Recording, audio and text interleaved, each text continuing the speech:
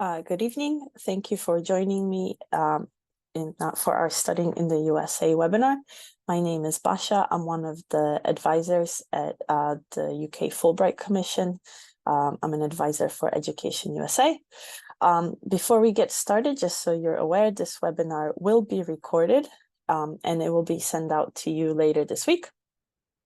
Tonight, I'll be talking about studying for an undergraduate degree in the USA, reasons why you might want to do that, how to think about the universities in America and how to choose them, and the process of going through that. And I'll also be talking about funding US education and the application process.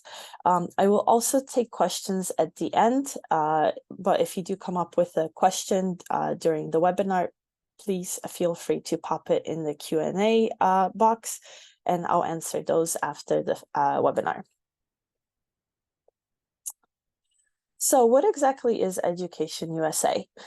Education USA is a group of advisors, which is an advisory service that is part of the Education USA network, which is a US Department of State networks of over 400 international student advising centers throughout the world. And we help international students with advice on how to study in the USA and how to figure out about the process behind that. We're based at Education USA, and our center is based at the US-UK Fulbright Commission in London. And the Commission and Education USA are paired up to help people and students explore education in the USA, both at undergraduate and graduate level. And at the graduate level, we provide awards to graduate students to go to the US. Our aim at Education USA is to offer free and unbiased advice to help UK students study in the US. And if your dream is to study in the US, we're here to help. So why study in the USA? Well, there are a lot of reasons for that. I'm just going to name the top 6. The first one is the reputation and variety of US universities. So there are over 4,500 US universities that offer undergraduate degrees. That's compared to about 120 here in the UK. So within that 4,500, there is a huge range of personality and styles of university. US universities are known for their reputation, their full range of programs that they have on offer, and also producing groundbreaking research. Now, we'd advise whilst you're looking at university to focus on what's called fit, as this will allow you to find many high quality universities that you may never even heard of before. And I'll explain what I mean by fit in the next couple slides. There's a lot of opportunities to experience campus life and activities in the US. So a lot of US universities are known for having very vibrant campus life, and they encourage their students to be involved outside of the classroom. So they encourage all their students to do some kind of extracurricular activity outside of the classroom. Some examples of extracurricular involvement at US universities are things like music clubs, a cappella, dance clubs, sports. A good example is the University of Wisconsin has a log rolling club where you go and you roll logs down a hill.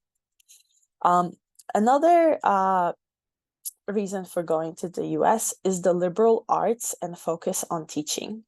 So this is a top attraction for UK students, as US universities followed an educational idea of the liberal arts curriculum. So they want to have a they want students to have well-rounded education. This allows students to have the flexibility to explore interests before selecting a major. So that means you could select different classes from different subjects before actually selecting your main one. They also have a big emphasis on teaching and also engaging classroom environment. You could take a combination of different study topics, for example, engineering or art, or something like sport and history, or a variety of different topics as well. There's a lot of students that go to the US thinking they might want to do a certain type of subject, for example, art, and they take a class in a different subject, such as maybe history or global gender studies, and they decide to change their major.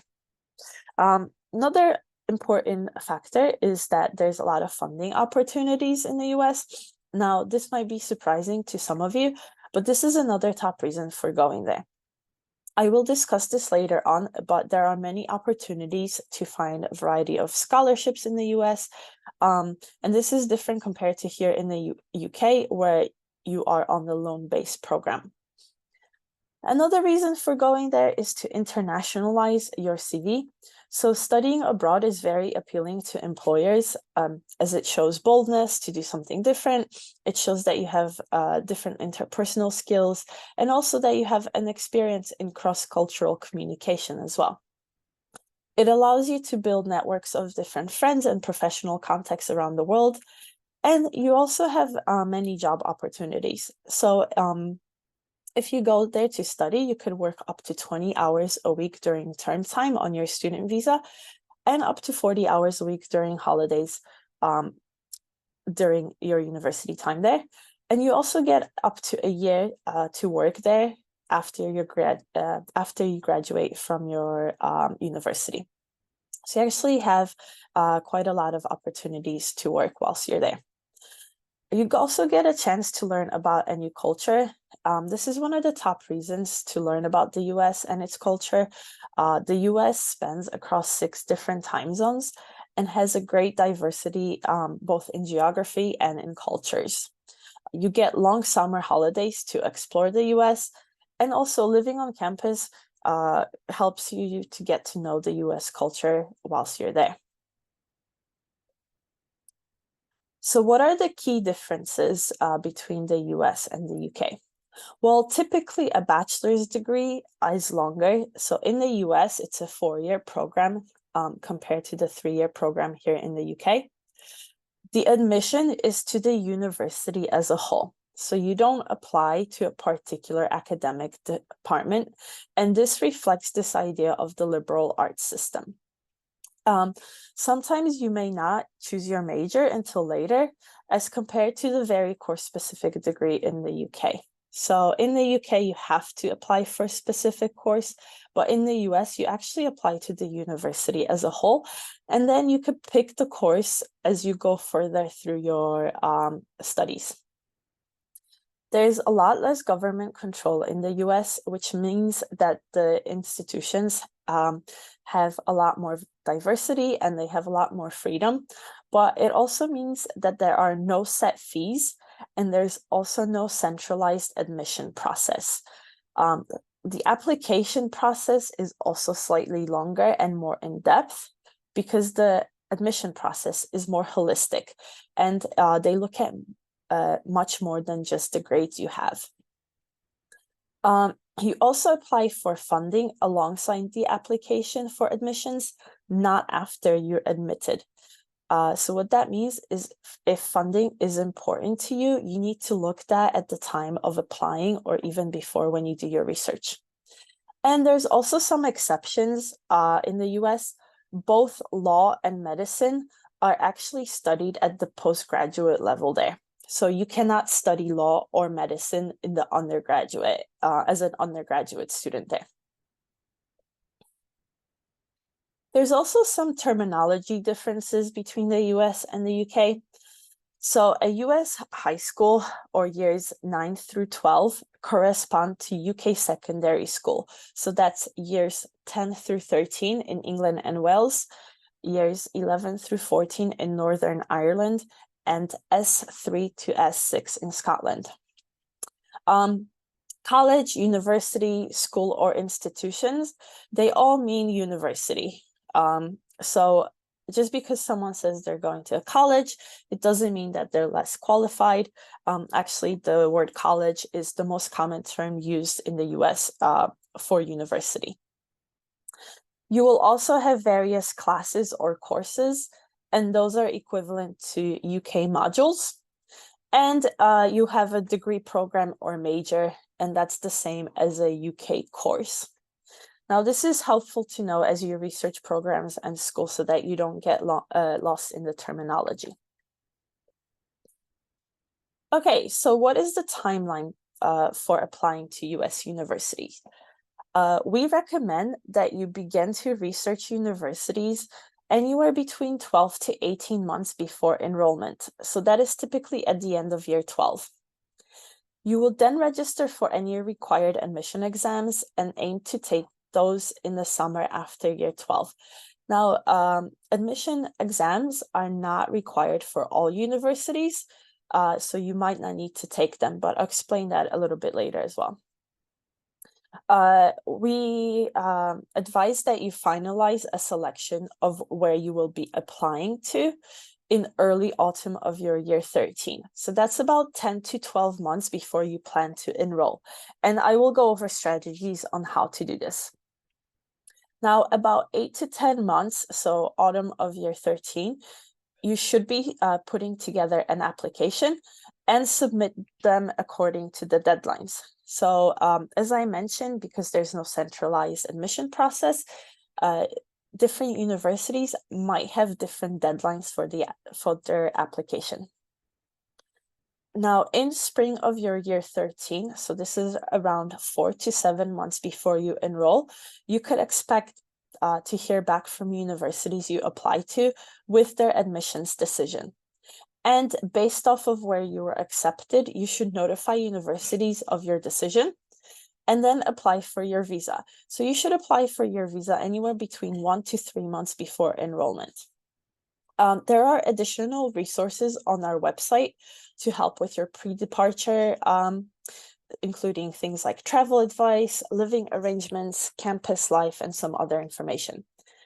And you would then typically start your year around mid-August to early September. So this is slightly earlier than in the UK. In the UK, you will typically start your first year in the middle of September or late September.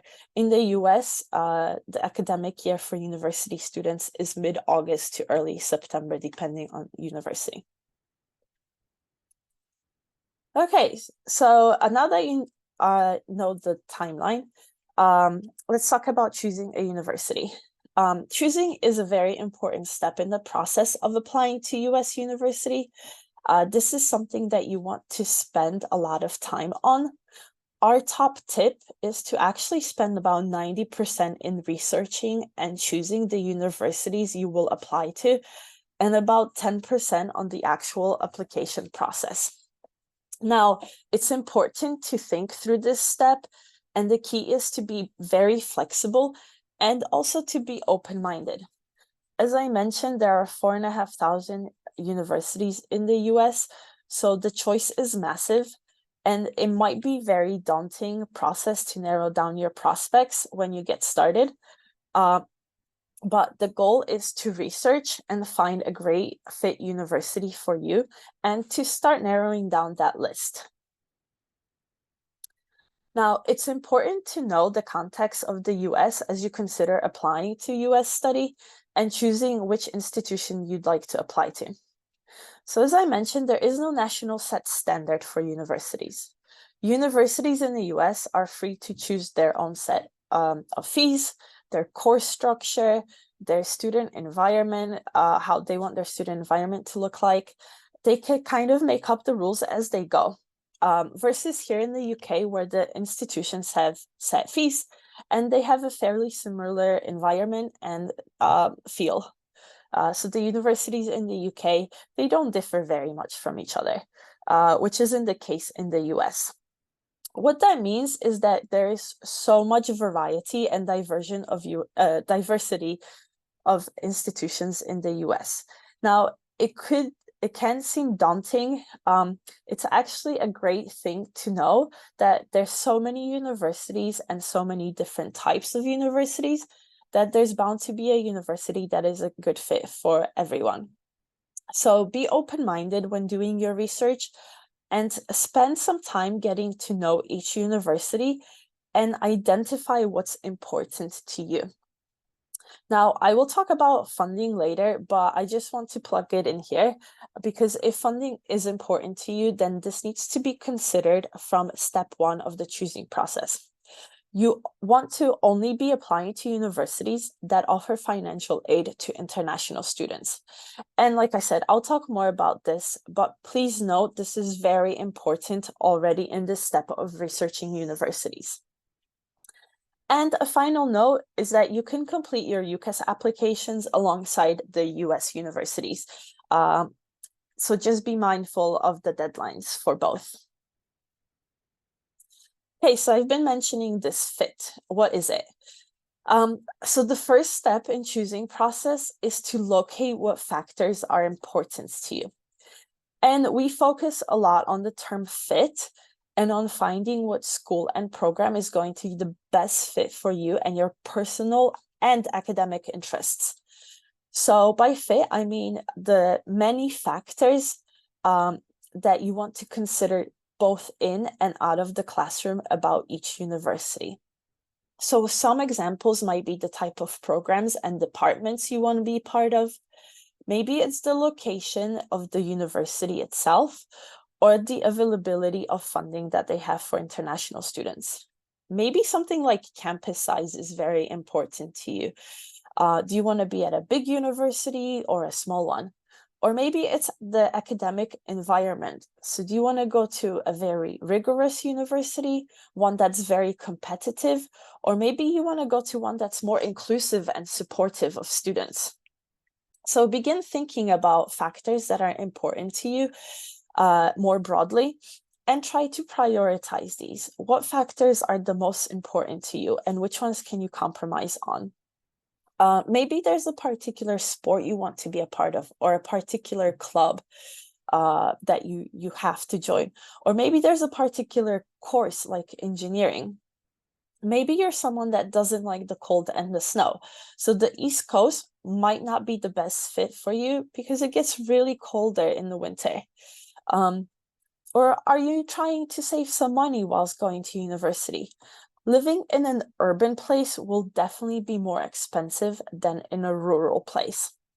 So this determining your fit is all about understanding yourself and what you want from your experience whilst you're there and what you need for your experience and assessing if the universities that you're looking at match the things you are looking for. So make a list of the factors that are important to you. Now, I encourage you to think beyond the rankings, but looking at the variety of factors. So rankings in the US are not the same as here in the UK. They work differently, and I would actually argue that they're not useful when determining if a university is good or not. They don't necessarily rank teaching or graduate prospects in the universities in the US, and some US universities they ask other universities to peer rank them. So I would just take the rankings with a pinch of salt when looking at them, and instead try to focus on the fit and those factors that are important to you. And make sure you apply to universities that you really research and are part of your fit. Don't just apply to universities because you know them by name or you've heard about them on TV or from in school or somewhere else. Okay, so now that you decided what factors are important to you, the next step is to use that information to begin researching the universities. Now, unlike UCAS, you are not limited to 5 universities. So in theory, you could apply to as many universities as you like. Now, however, for time and financial reasons, we recommend that you apply to somewhere between 6 to 10 universities. And to jumpstart your process of choosing, you want to focus on narrowing down those 4,500 institutions to a list of about 10 to 20 schools that you think could be a good fit for you. Now, how do you go about doing this? You could find resources on the choosing section of our undergraduate guide on our website. including a list of links to different search engines that will help you with this process of narrowing down your choices of universities. Now, I'm going to show you an example of how to go through one and what this process will look like to narrowing down your options. So this is one of our search engines this is one of the search engines that's linked on our website called the Big Future College Search. Now, there's a variety of filters you could use, including things like type and size of school, location by state, majors on offer, campus life, etc. And this is where you will apply all those factors that you were thinking through. Now, it's important to note for funding considerations that within the affordability, sorry, I lost my train of thought. Within the affordability section, under financial need met, you need to narrow down your list to schools that are going to offer financial aid to international schools, to international students. So all you have to do is tick the box titled Aid for International Students, and it will only show you schools that offer that. So you always want to double check the information that you see on the Big Future search on the actual school website, just to make sure that it's accurate and updated. Now, on this search engine, without any filters, there are over 3,600 universities that are listed. But we have put in a variety of filters to narrow down our list of schools. So I selected that I wanted to attend a four-year school with less than 9,000 students in the state of Ohio, and that they will meet 100% of financial need for international students. Now, this brought down 3,600 universities down to 4, which is much more manageable to research and look into more. You can then go to each university profile to find more information, like application deadlines and link to their website. You could also note further details like the size of the institution, what the graduation rate is, the average financial aid package, what the academics are, campus life. And you could also click on options to the left to get more information such as campus life, major on offer, process of applying, fees, etc. Now, if I go further into the Denison website and I click on their homepage and apply, and then select international application, I will find information about what kind of, how to apply to Denison. So you could see on here that Denison University is test optional for admissions. What that means is that you do not have to take the ACT or the SAT to apply to Denison. You can also see on here that they have no fees to apply for admission, so you don't have to pay for the application process to apply there.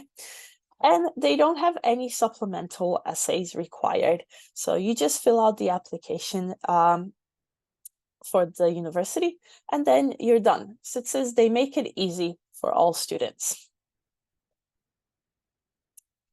Now, once you narrow down your options, make sure that you research them further on the university website.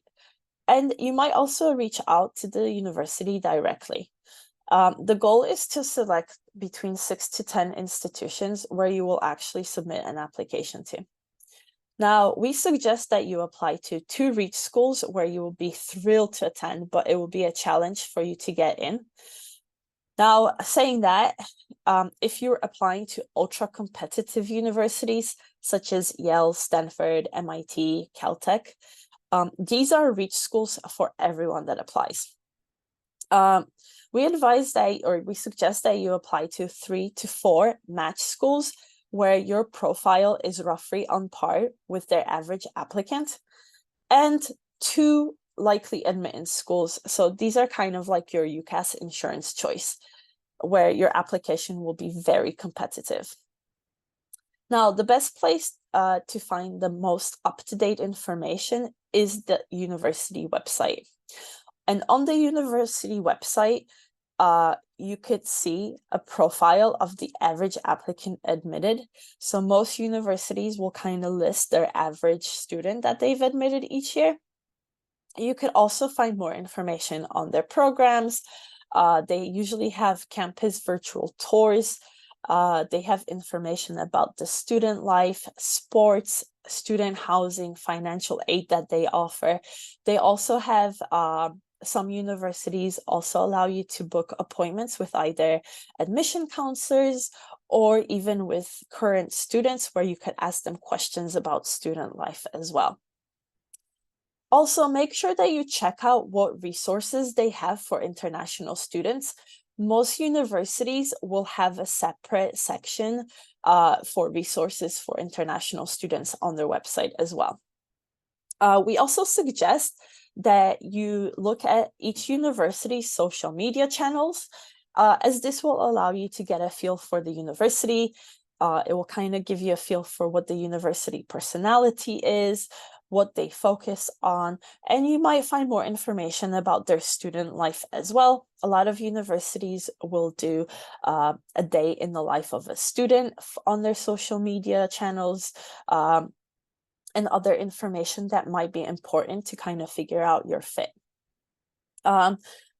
Just to note is that US universities want to hear from their prospective students or the students that apply to their universities. So make sure you reach out to them. If you can, call them or email them, but ensure that it's the student that is doing the calling and reaching out and not the parent. Like I mentioned, a lot of universities will have appointments available on their website where you could book in an appointment with an admission counselor to talk to them about their university as well. Okay, so I'm going to show you a few different universities that you might have never heard of, just to give you an idea of kind of doing your research and looking for that fit and what's important to you. So this is Middlebury College, which is a small liberal arts college in Vermont, in New England, in northeast of USA. They have lovely summers and very cold winters, and they even have their own ski mountain. Middlebury College is very well known and focus on languages. They also focus on climate change and climate science with top climate change professors. So it's a small university with focus on undergraduate studies, which means that there's no graduate students at the university. What that means is that students have a lot of access to their professors and they could form relationships with them quite easily. So there are 0 graduate students that attend the university. It's all undergraduate students. So this is an example of a top university that you might not have heard of that is super selective to get into. Okay, the next one is Scripps College, which is located in Claremont, California, which is just outside of Los Angeles. And it's a liberal arts college with top professors. It's a college for women or female identifying people only. And it's a space for women to find their voice. So they have great programs such as museum studies and conservation. And Scripps College is also part of a consortium of 5 universities, and they all share a campus. So it's Scripps, Harvey Mudd, Pitzer, Claremont McKenna, and Pomona. And students from all 5 universities might go to the same classes, but each institution has a very distinctive identity. Okay, another university is Vanderbilt. So this is a much bigger university in middle of Nashville, Tennessee, which is the home of country music. It has a very vibrant campus feel and has lots of cultural and art things happening around the campus. But the campus is also very green and close to downtown Nashville. It has a lot of research hospitals, and it has a very big engineering program. It's a very big university feel. So there's a lot of going on. It's a very big university as well with lots of students, both undergraduate students and postgraduate students. And just wanted to show you these three universities, as each university is different from each other. But as you could see, you will find a university that's a good fit for you. You just need to research to find the one that's a good fit, and take that time in researching, and remember those factors that are important to you.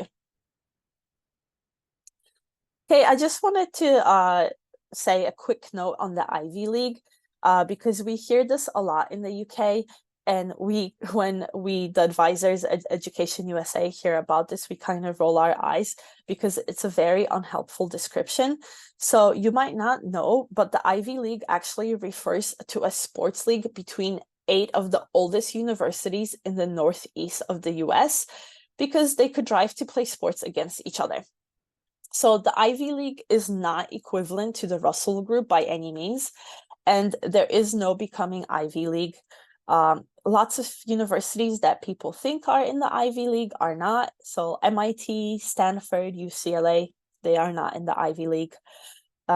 All Ivy League universities are private research universities. They're a very specific type of university, and if you're focusing on these, you are limiting your opportunities to explore other institutions, such as liberal arts colleges, women's colleges, specialist institutions. The Ivy Leagues are also extremely competitive. They have a 1% to 2% admissions rate, so be aware of the competition.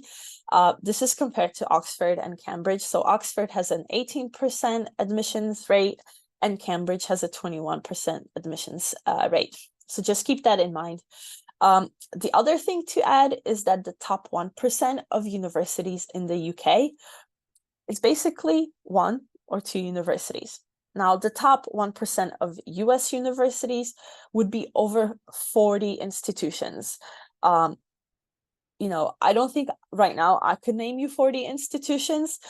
So just make sure that you're open-minded when you're doing your research. And just because you haven't heard of a university doesn't mean it's not a good university. So make sure that you don't limit yourself. Okay, so the fun stuff, funding. So this is one of the top things we get asked about here at Fulbright. And in this section, I'm going to run through the costs you can anticipate, the different sources of funding that you could pull from, and some of the strategies that you can implement to find funding. Okay, so some of the costs that you can expect are the application expenses.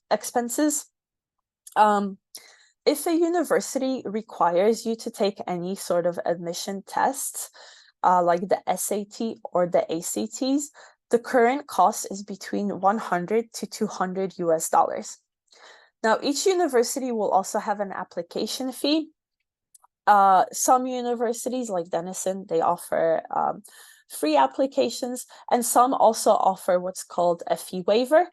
But most applications range between between $50 and $100. You will also have fees for your visa, your embassy appointment, and something called SEVIS, which is essentially the international student database that the Department of Homeland Security uses. Some other costs are your tuitions and fees. Now, these costs can vary significantly since each university could set their own tuition and fee rates. Fees are mandatory, and they usually cover things like student union, student athletics, and membership to the gym. And just something to keep in mind, that there's a funding misconception. So do not be put off by the sticker price you see, as the cost of attendance in the US includes tuition, fees, room and board, personal expenses, and sometimes things like trip home. Now that's compared to the UK, which only just lists the tuition and the fees for university. So when you see that cost of attendance price, keep in mind that that includes everything, including things like room and board, any personal expenses that you might incur, and usually travel home as well. And the last cost to expect is the cost of living and other expenses. whilst cost of living may include room and board and some expenses, you still have to consider other costs of living, like eating out, clothing, entertainment, going to the cinema, things like that. And keep in mind that the cost of living will vary widely depending on where your university is located.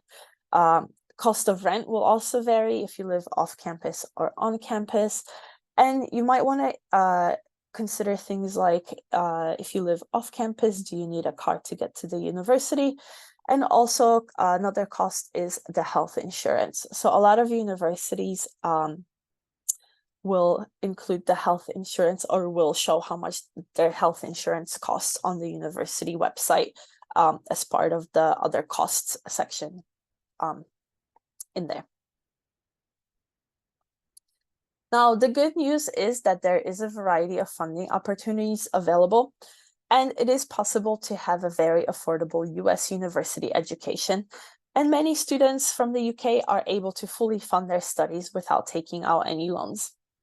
Now, the key is to be willing to put in the time and effort to seek out and apply for funding, and also to look for those universities that offer the best financial aid package to international students as well. Okay, so where does this money come from? I will go more into each of these sources, but it's good to know that typically there are 4 sources of funding for studying in the US.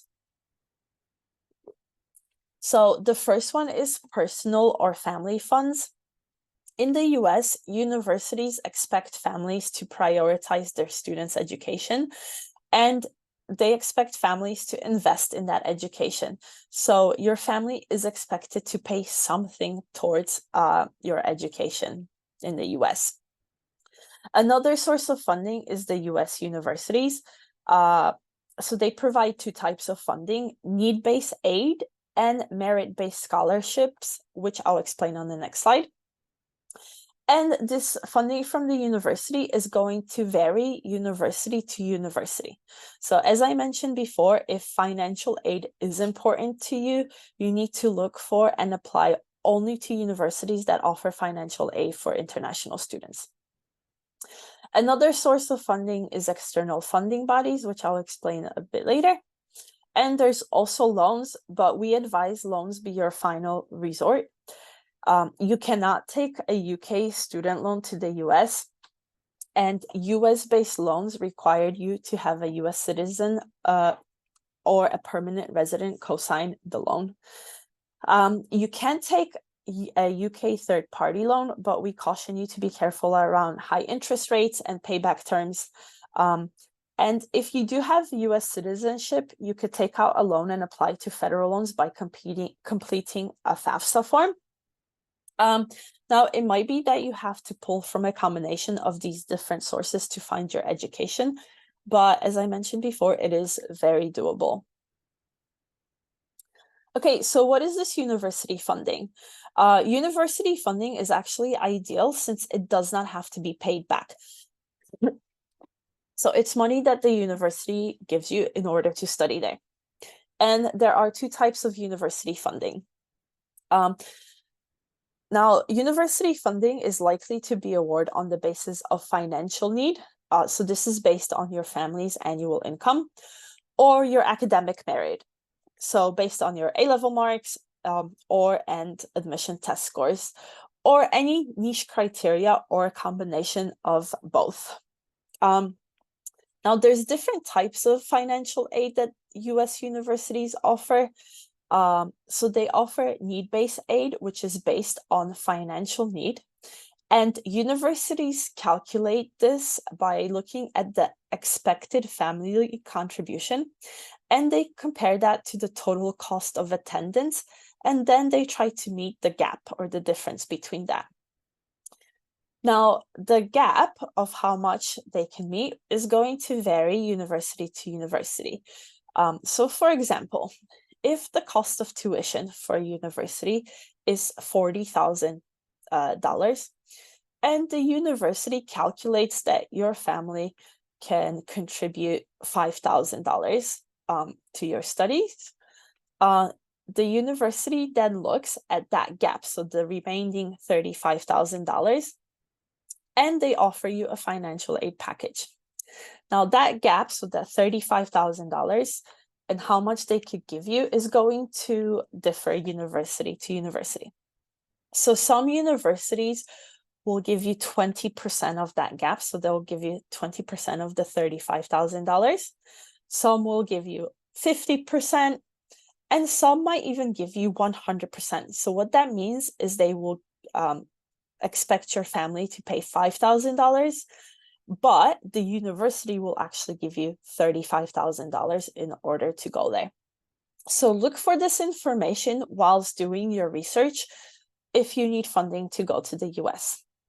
And as you investigate funding, you will also want to watch out for information about whether the university makes scholarships available to international students, as not all universities do.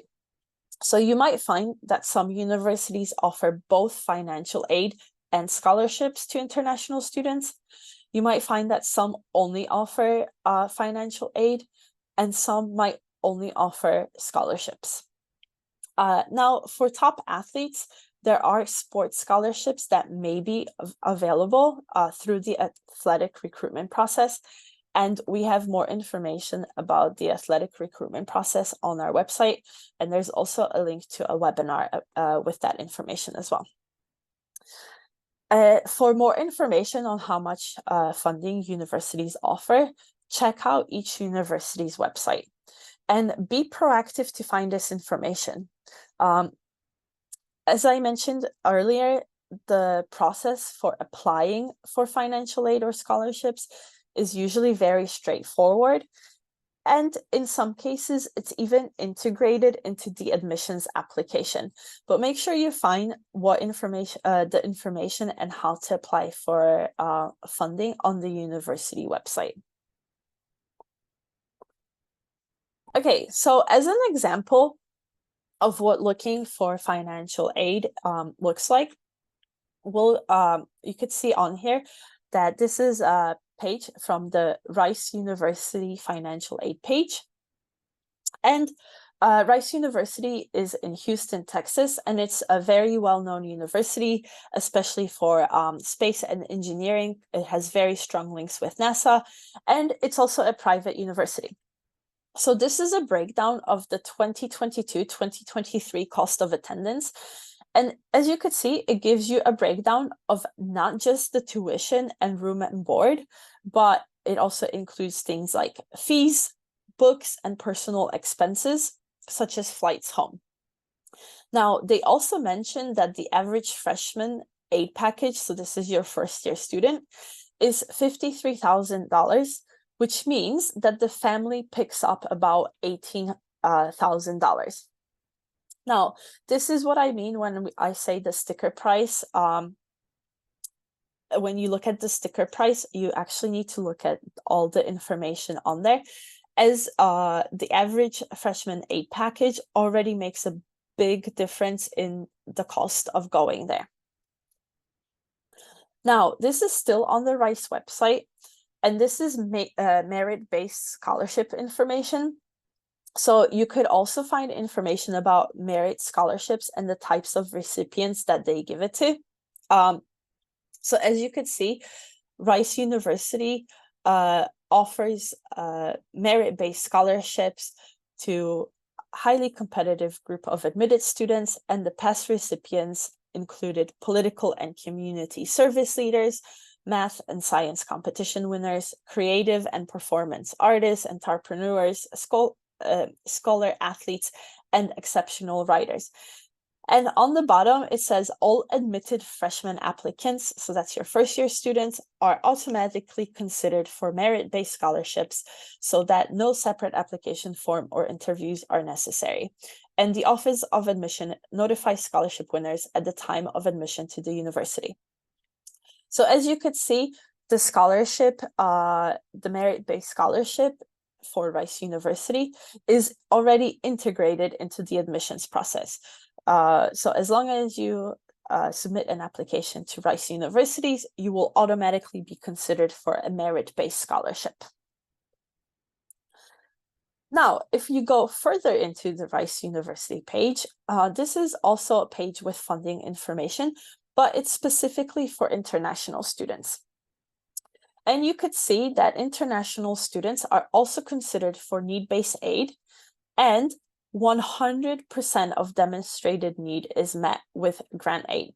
So what that means is that they use the CSS profile to gather information about a student's financial background to determine their financial aid package. So the sticker price for Rice, I believe, was $80,000. And if your family can afford to pay $5,000, Rice University will cover 100% of that gap that I mentioned. So this is important, as it's important to check each university's website and if funding is available for international students. It always breaks our heart when someone reaches out to us and shares that they got into their dream university in the US, but they did not realize that the university does not offer funding for international students, as by then there's not much that we could do with that information and at that point. So once again, if funding is an important consideration for you, you definitely want to ensure that there is funding at the university that you want to apply for international students. And be sure that you check into this early. Okay, so another source of funding that I mentioned are external funding bodies. So external funding bodies may include a wide range of professional, charitable, or government organizations that are completely external to the university. So they can be kind of thought of as niche scholarships, as they have specific criteria that is based on the mission of each funding body. So it might be something like coming from a particular country of origin, maybe it's for specific ethnicities, it might be for interest in a particular field, or maybe a special talent. So for example, an external funding body might offer scholarships for women who are going into engineering. If you are unique in any sort of way, there is likely a funding body with scholarships out there for you. You just have to find it. A great example of one is the Moorhead Kane Scholarship, and they give scholarships to students that show leadership, character, scholarship, and physical vigor. And they actually provide a 4-year fully funded educational experience for students of the highest caliber at the University of North Carolina at Chapel Hill. So this is an external funding body that provides a 4-year fully funded scholarship to a specific university. And there are thousands of funding bodies out there. So searching will require time and dedication to actually sift through all the scholarship listings. And you also have to submit separate applications to each body as well. For this reason, we kind of encourage students to first apply for university funding opportunities and then look for external funding bodies afterwards. And we have a link on our website to scholarship search engines as well, where you can kind of put in different filters and see what scholarships come up. Okay, so funding strategy. There are 3 different approaches to funding strategy. So the first one is that you could explore universities in places with a lower cost of living. So same as here in the UK, London will be way more expensive than places like Lancaster. In the US, cities like New York or Los Angeles in California are going to be much more expensive than states like Ohio or Georgia or Michigan. And American universities will list on their website the full estimated cost of attendance, and that's including the tuition fees and cost of living and personal expenses. So you could kind of scope out places with lower cost of living from the start. You might also, as part of the strategy, you might also want to look at programs with lower tuitions. So state schools usually offer lower tuition compared to private schools. However, private schools might offer more financial aid for international students. So you might want to look and compare lower tuition fees with maybe how much financial aid schools provide. And as discussed, there are other funding opportunities like the external funding bodies as well. Now, another way to lower down the cost is to look at community colleges. So community colleges are very popular choice in the US as an alternative pathway that could help save a lot of money. Now, community colleges don't exist here in the UK, but they generally in the US offer what's called an associate's degree, which once again is not a degree that's offered in the UK, but it's a degree that often has a professional or vocational focus. They also have programs that allow students to do a 2+2 transfer pathway. And what that means is a student will start their studies at a community college. They would go there for 2 years and then transfer to a 4-year university, receiving their bachelor's degree from that university in another 2 years. And many community colleges in the US have transfer agreements with 4-year institutions. So for example, Los Angeles Valley College is a 2-year community college in Los Angeles, and it has a partnership with universities like UCLA, University of Southern California, and Cal Poly. As an example, I actually went to a community college in Michigan. So I did my first 2 years of university there. And the reason I went there is because I was offered a basketball scholarship at that community college. And to me, it was no brainer. I lived 15 minutes away from the college. It was quite a big community college. It still had a very vibrant campus life. I went there for 2 years and then transferred to a 4-year university. It saved me 2 years of tuition, and I didn't feel like I missed out on any of that campus life either, as a lot of community college actually still have very vibrant campus lives. They have similar sports and clubs that you could join as well. Community colleges are much less expensive than 4-year universities, and you could save thousands by paying the significantly lower tuition fee of a community college for 2 of the 4 years of your bachelor's degree.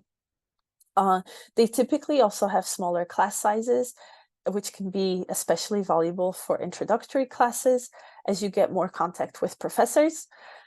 And they generally involved less rigorous application processes, and the entry requirements are lower than a 4-year university. Also, students with a BTech or OCR or other similar qualifications can apply to community colleges. And many community colleges don't require admission exam scores for admission. We also have more information about community colleges, and there's also a link to a community college webinar on our website as well. Okay, so some funding tips. Since you would be applying for funding at the same time as the admissions process, make sure you begin your search for funding early. So it will take time to research funding at schools where you want to apply to, and also it will take time to find any external scholarships that you might need to apply to as well. The best funding resources are the university website itself, as it will give you all the information. Make sure you check out various sections of the page. So financial aid section, international student section as well. Make sure you also look at the online scholarship search that we have listed on our website. And as I mentioned, consider having a funding strategy.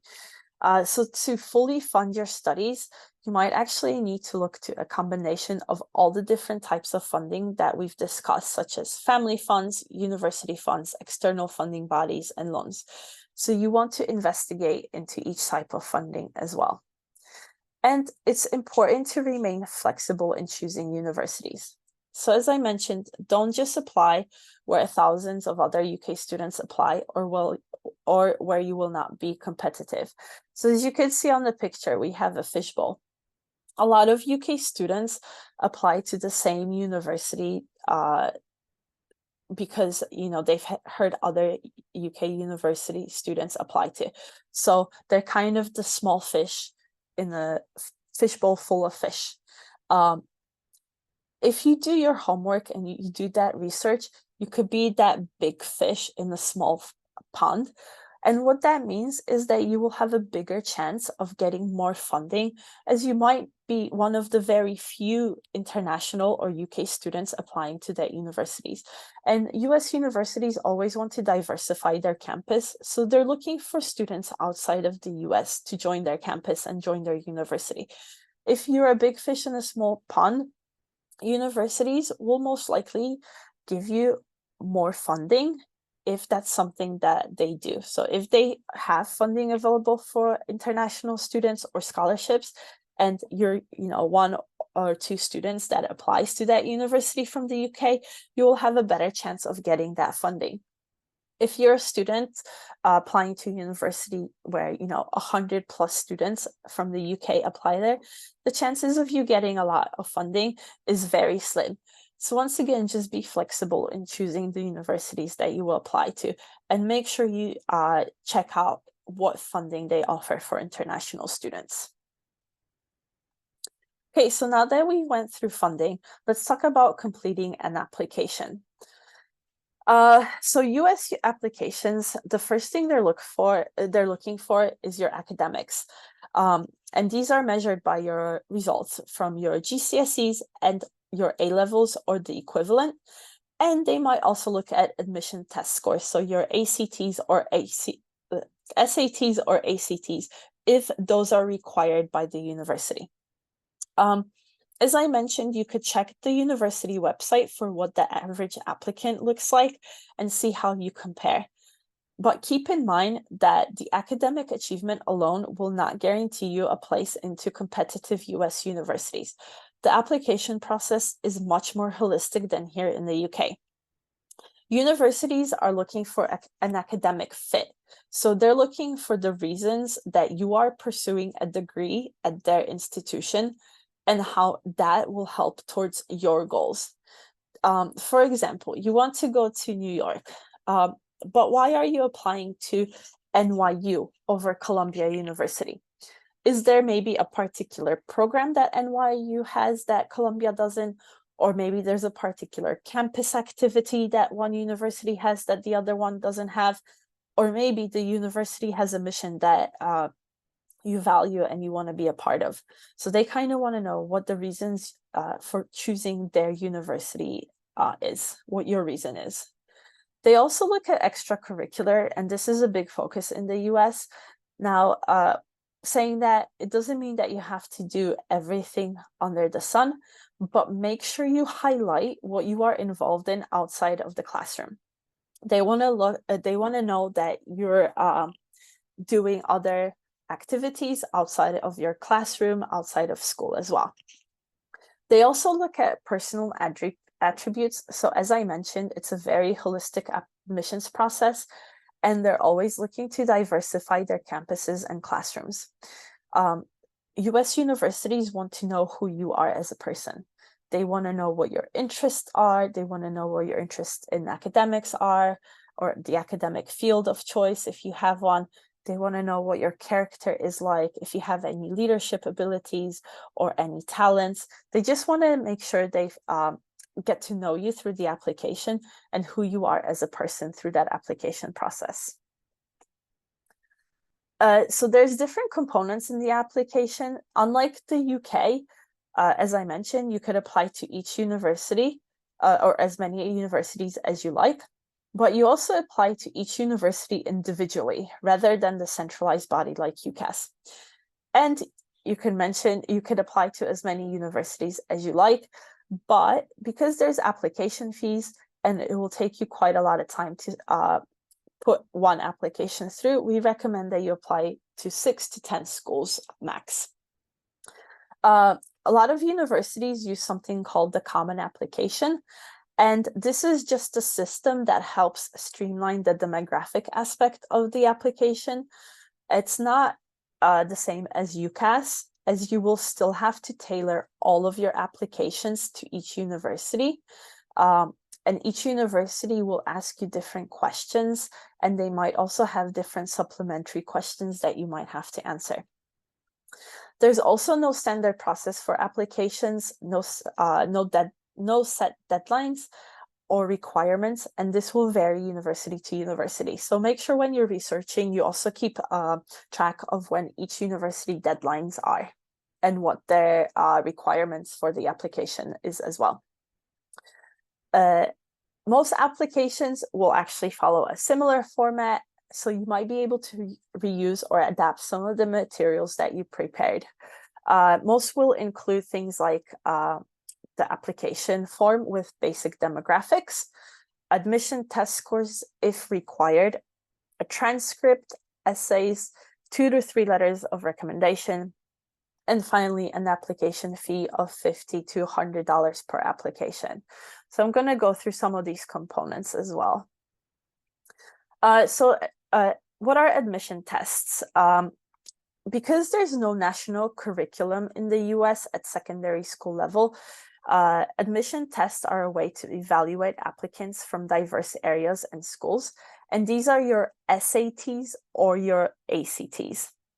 Make sure you check if the university that you're applying to requires you to take the ACTs or SATs, as a lot of them will be test optional. As we saw before, Denison was a test option or didn't require any admission tests, so you do not have to take ACTs or SATs to apply to Denison. Other universities might require you to take them, so make sure you check that on their website. We recommend that you take the ACTs or the SATs in the summer after year 12 or the autumn of year 13 before the half-term holiday. So this is about 10 to 12 months before enrollment. And that's when you will want to sit your admission exams. Now, as I mentioned, universities typically require the ACT or SAT. So make sure you check if those are required. And when you think about choosing between the SAT or ACT, one is not considered better than the other. You just want to pick the one that best fits how you take your exams, or the one that you feel you do better in. And the best way to decide that is to take a timed full-length practice test of each type. There are many free ones that you could access online. The difference is that the content and style of this SAT and ACT are very similar, but its factors how you handle time pressure and what types of questions you find most challenging that will help you determine which test is a better fit. From a personal experience, I took both the SAT and the ACT, and I found that the way they worded the questions in one, it was just easier for me to understand than the other one. So I found one easier than the other. This is why it's important, if you do have to take one, or if you do have to take an admission test, is that you take a free practice one beforehand, just to see which one you feel more confident in taking. Okay, so another thing that you will have to have in your application is a transcript. And this is a listing of your academic qualification and marks covering years 10 through 13 in England and Wales, years 11 through 14 in Northern Ireland, and S3 to S6 in Scotland.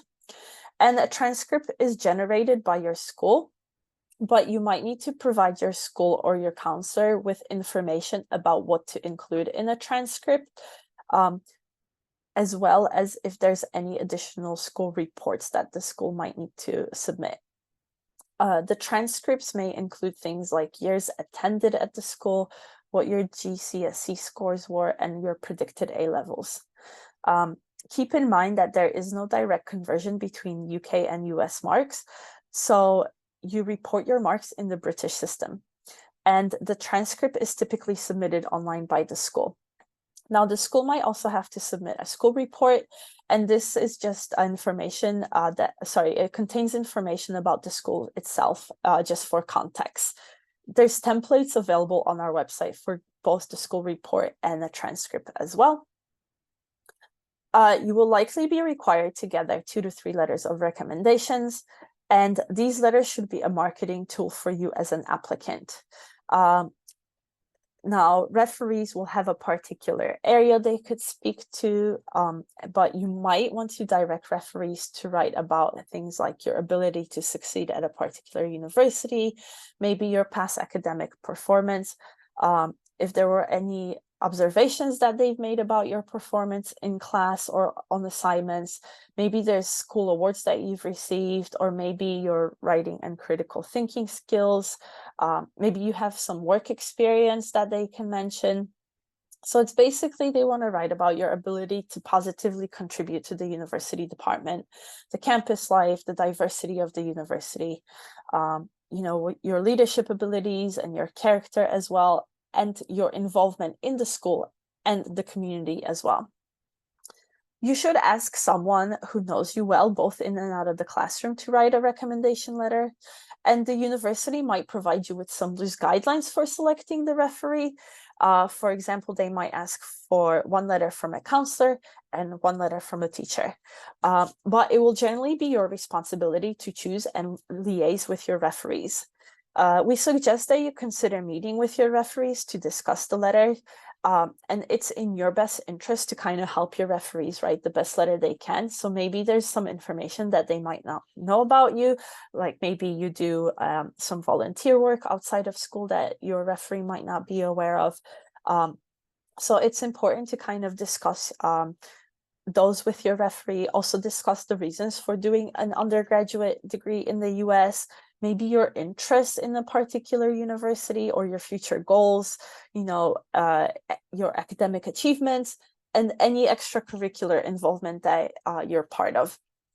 Now, make sure that your referee is also aware of any deadlines or paperwork that they need to complete, and it is your responsibility to inform them of those deadlines. We suggest that you encourage your referees to avoid being restrained and too modest. So American referees tend to write in a very enthusiastic tone, and they use very positive and descriptive language. They discuss the applicant both in and out of the classroom, and they also talk about the applicant's personality. So it's important that your referee writes a similar reference letter for you as well. Keep in mind what will be written about your American counterparts. We encourage referees to refrain from using restrained or modest language, and this is the time for them to boast about you as a student and also as a person. As part of the application, you will also be required to do essays, and this is one of the most important part of the application process for the undergraduate study. Strong essays will set you apart from other applicants, and they give you an opportunity to showcase yourself to a university. And this is not like your UCAS personal statement. So rather than submitting an explanation of your interests, it's rather you submit your explanation of your interests and achievements in a particular field of study as you would with UCAS. In the US, you will actually be asked to respond to between 1 or 3 essay questions on the university application. Now, each university will set its own questions, and they will also set their desired length for your response. However, if you're doing your application on the Common App system, there will be one essay question that goes to all universities, and then each university will ask you supplemental questions that you are required to answer. So some examples of the Common App essay questions are: reflect on a time when you questioned or challenged a belief or idea. What prompted your thinking? What was the outcome? Or describe a topic, idea, or concept you find so engaging that it makes you lose all track of time. Why does it captivate you? What or who do you turn to when you want to learn more? So it's very unlikely that you will be able to compose one essay that will sufficiently answer questions posed by multiple universities. That's why we say it takes quite a lot of time to apply to each university. You might be able to reuse some elements of the essay for different universities, but just make sure you check all the information correctly, as the most embarrassing thing would be sending one university an essay that mentions a different university in it. Some writing tips for your essays. So make sure that you address your question fully and that you use clear and concise language. Make sure that you avoid vague or empty statements or cliches. Or if you are, like I mentioned, if you reuse any essays, be careful to submit the correct essay to the correct university and make sure that you double check all references within the text are to the correct university. Make sure you proofread extensively and ask others to proofread your essay and take their feedback on. But the most important thing is be yourself. So don't give the admission officers the answers that you think they want to hear, but give them the truth. Show them what sets you apart and let your personality come through in the essay. We have more tips on our website about essays and links to some example essays on university websites as well, and some more information of how to write a great admissions essay for undergraduate study as well. Okay, there are also some other opportunities in the US outside of undergraduate studies. So there are a few different opportunities if you decide a full undergraduate degree is not in the US is not for you. You could go to the US while at a UK university through their university exchange program. There are many UK universities that have established exchange programs with US universities or US-based study abroad programs. So for example, University of Manchester has partnerships with 18 universities in the US. And logistically, it's simpler as your university will actually help arrange the process. So you would go to the university as part of your exchange program for a whole year as part of your studies. You also have a variety of summer institutes. So there's the study of the US Institutes for Student Leaders, which is an intensive short-term academic program whose purpose is to provide groups of undergraduate student leaders with a deeper understanding of the United States while simultaneously enhancing their leadership skills. Or if you really love America, you could spend your degree studying there. So American studies programs often incorporate a year in the US as well. I know that University of Winchester does an American Studies program, and I believe in the second year you get to go to the US as part of the program for a semester or maybe two. There's also internships and summer work. So through BUNAC or Camp America, you could go and work in America over the summer or even get an internship there. Or you might choose to go to postgraduate school in the US. So we also have the Fulbright Awards and advice on postgraduate study on our website as well. And some ways that we can help outside of this webinar, in partnership with the Social Mobility Program in the UK called the Sutton Trust Program, we run a 2-year program for high-achieving Year 12 students from low-income families. During the program, in the first year, you get to visit US universities for a week in the summer. As part of the program, you get support to apply for undergraduate study in the US, and this is free for students that are accepted on the program.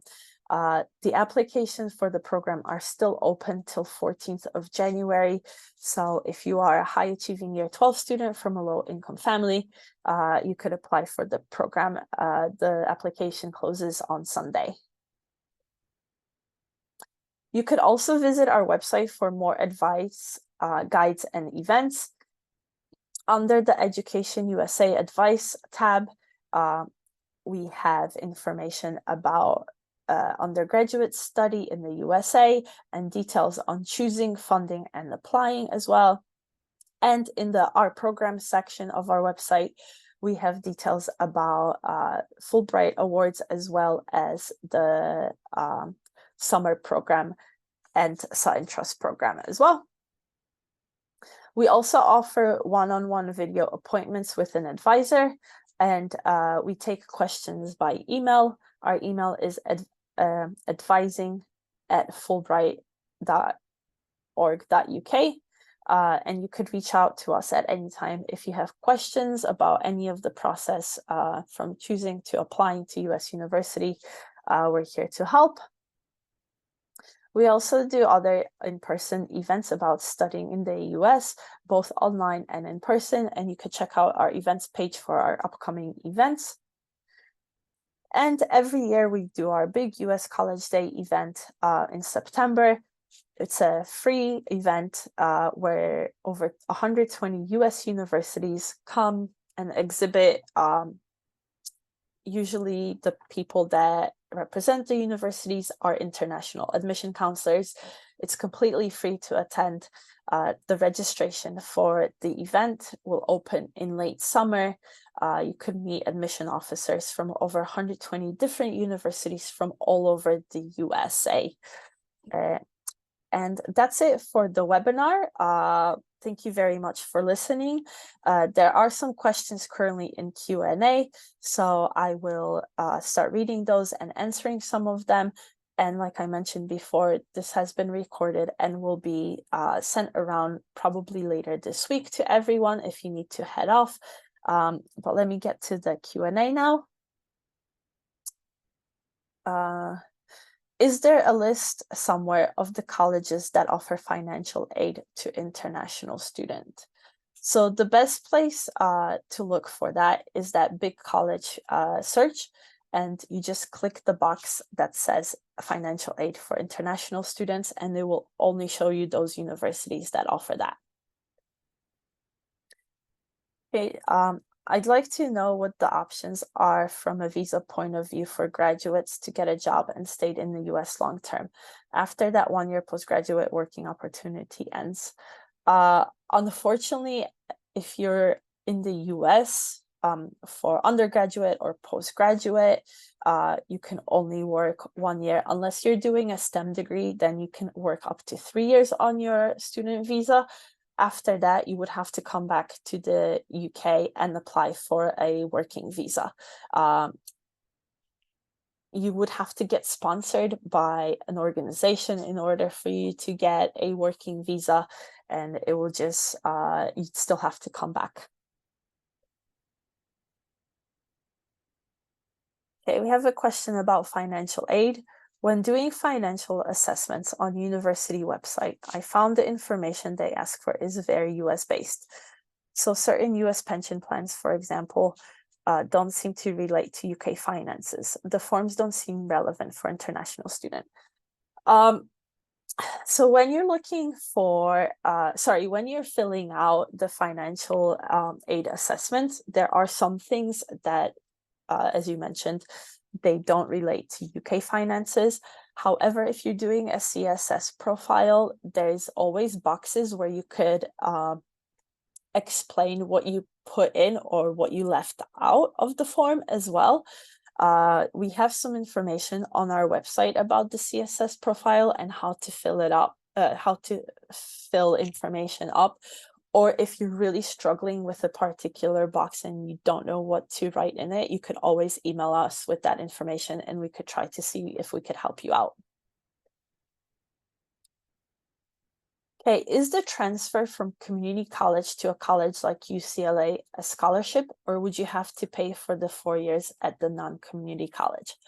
So the way it works is that you apply to a community college, you go there for 2 years and you pay the tuition fee to the community college for those 2 years.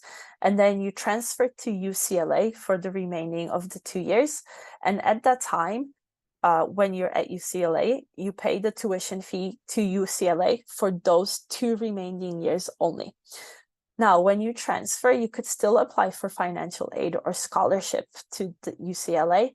And whatever scholarship or financial aid they will give you, you would just have to pay the remaining tuition fee, but you only pay that tuition fee for the remaining 2 years.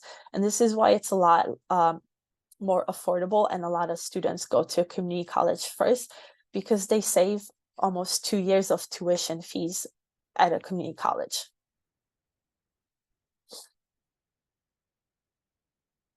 Okay, is there any way of getting funds without paying interest?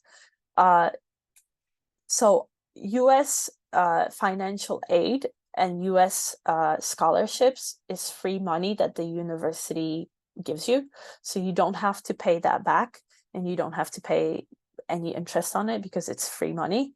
It's kind of like a grant. If you get a scholarship from an external body, that's also that's also free money that the external body gives you. Any other funds that you would get would be a loan, and unfortunately all loans, whether you take them out in the UK or if you are someone with a US citizenship or a green card and take it out in the US, unfortunately they have interest with them. Okay, where can we get more advice on working out expected family contribution? Is this easy to calculate for non-US families? So this will vary university to university. However, when you apply for financial aid, you fill out what's called a CSS profile, and that profile goes to all the universities that you apply to. And each university will look at that profile and determine what the expected family contribution is. We are working on like an Excel sheet where you could put in the information and it will kind of show you the calculations of what you would be expected to pay. Hopefully it will be ready in the next few months, and when it's ready, it will be on our website. But the best thing is to kind of look at the CSS profile and see what information they ask you. But like I mentioned, the family contribution or the expected family contribution will vary university to university because each university's tuition fee will vary. So I guess what I'm trying to say is the lower the tuition fee for a university, you might see that your family contribution is a bit higher than if a university has a higher tuition fee, your contribution might be lower. Okay, when is the best time to apply for a US university in the US? So the best time is at the end of your year 12. So this would be, end of summer between your year 12 and 13, or beginning of year 13. US applications open late August and they close usually end of January, early February. So it's a similar timeline than here in the UK.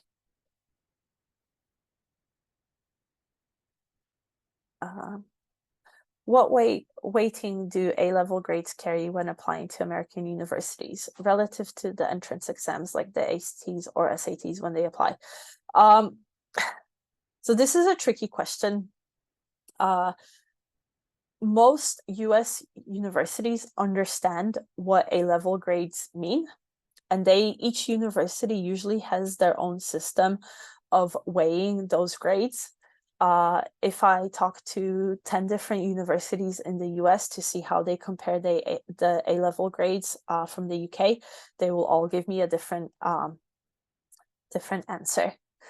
But the A-levels are not relative to ACTs or the SATs. A lot of universities, or some universities, might look at the ACTs or might require you to take the ACTs or SATs just to compare you with other students. These are usually really highly competitive universities that ask for those entrance exams. Most will just look at your grades from here in the UK. Hey, this is a good question. Are you considered an in-state student if you do 2 years at a community college in the same state? It depends on the school and the four-year universities.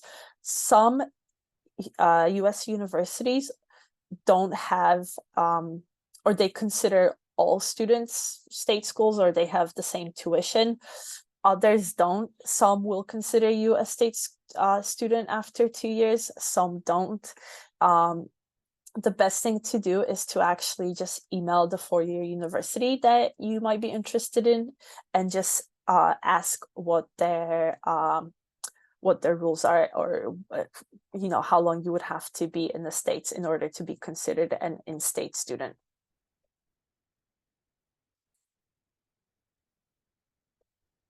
So if you know you want to take a gap year, would you still apply or wait till a year later? It's up to you. You could wait a year, or you could apply and then ask the university if you could defer your application. Some universities in the US will allow you to do that. Others don't. My advice is that you apply a year later. However, make sure that you do something during your gap year, as US universities will want to know what you did in that gap year. Did you just sit on the sofa and watch TV, or did you actually take the year to maybe travel, maybe do some community service, or maybe you actually had a job just to save some money in order to cover the cost of studying there. So they will ask you why you took a gap year, but my advice will be to wait a year and apply later as well.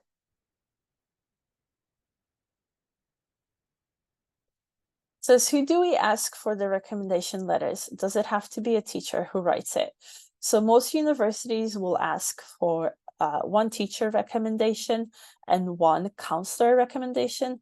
Now, UK schools typically don't have someone with the title of a counselor. We recommend that it's maybe your head of year or someone in the school that knows you well, that's not just a teacher. They might be head of year or head of school, or they might have another role in the school.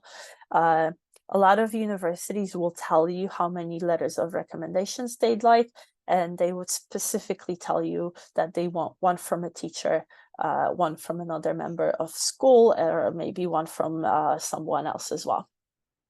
But all universities will ask for at least one teacher recommendation. When should we do the ACTs or SATs? So you should take, if the ACTs or SATs are required, you should take them in autumn of year 13. Make sure that you check when the application process closes, or when the when the ACTs or SATs scores need to be submitted, just in case you might want to retake them, you have enough time to do so. And there's information on both the ACTs and SATs and their websites, and you could find information when you could take them on their website as well.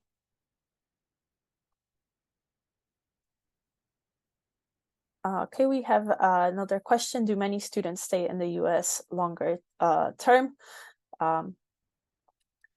Usually a lot of the students take advantage of the one extra year where they could stay to do work after they graduate. Like I mentioned before, after that, they will have to return to the UK to get any type of other visa in order to stay in the US longer. Okay, we have a question about sports. What level of sport do you have to play to receive a sports scholarship, please? As an international student, is there more chance receiving a merit scholarship? So the first answer is you usually have to be so it varies sport to sport, but you usually have to be a national level or at least county level athlete in order to receive a sports scholarship. This will vary sport by sport. Each sport is governed by NCAA, and they can offer an X amount of scholarships in a sport. So this will completely vary sport by sport. And in regards to merit-based scholarships, once again, this will vary university to university. Some universities in the US offer specific merit-based scholarships to international students only. So those are not accessible to home students.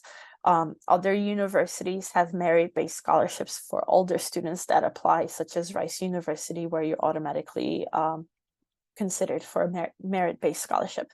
So, it depends. A lot of universities want international students on their campus. So it's up to the university and who applies that year.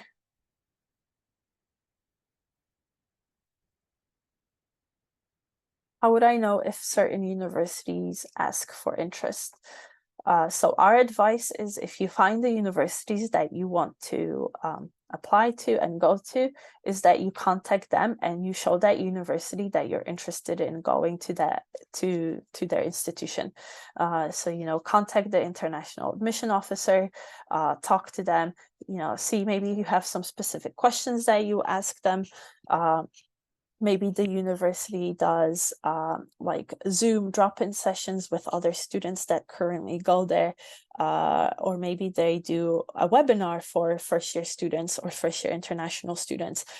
We advise that a student shows interest in every university that they apply to. Okay, we have 2 more questions. For students initiating preliminary contact with a university, should they contact faculty such as professors they hope to study under, or more general a university administration? So for undergraduate students, we advise that you contact the admission officers first. You might want to do research about specific professors that you hope to study under, as it shows great initiative and that you did research into that university. But contacting professors is mostly, we advise that you do that when you're applying for postgraduate studies. So undergraduate studies, like I mentioned, is contacting the international admissions officer if the university has one, joining any webinars or signing up for any webinars. I understand that they might be at like crazy times during in the UK. And if they are, what you could do is contact the person who's running the webinar to say, I'm really interested in getting information from the webinar. However, it's 3 a.m. in the morning here in the UK. Is there any way I could be sent the recording for it? Because that always shows that your interest in that university as well. And we just have one question about scholarships. How do scholarships work? So the scholarships are given to students either based on their merit, so that means they're based on your grades. They're usually given to the students with the best grades or the best admission test scores, although most universities look at grades. Or they might give you scholarships based on other criteria that the university has at a time. So maybe it's looking at your ability to be a leader, or showing that you've done community service, or that you're a volunteer. So the scholarships will vary university to university. Each university could set their own rules or criteria for scholarships. Hey, one more question. Is the community college to college transfer a guarantee? Okay, so no, nothing is a guarantee. I would say that for the most part, if you do well at a community college, you will be able to transfer to a 4-year university. However, if you go to a community college, just like with your A-levels, if you don't make the admission criteria whilst applying with your A-level results, you will not get into university. Same with a college transfer from a community college. If you don't have if you don't have good grades, you might not be able to transfer to a specific 4-year university.